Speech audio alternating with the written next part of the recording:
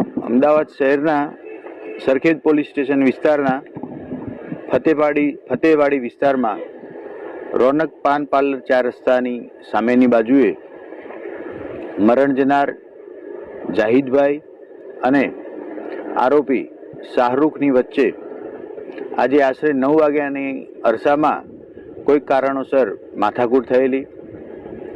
માથાકૂટ ઉગ્ર બનતા બંને વચ્ચે ઝઘડો થવા લાગેલ.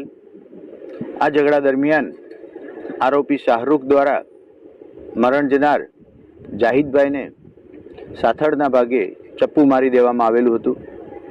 ચપ્પાનો ઘા ઊંડો લાગતા બ્લીડિંગ થવા લાગ્યું.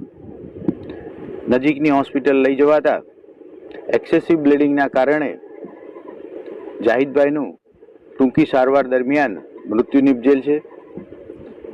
આરોપી શાહરૂખને પકડી લેવા માટે અને મર્ડરનો ગુનો દાખલ કરવા માટે થઈ હાલ સરખેજ પોલીસમાં કાર્યવાહી ચાલુ છે.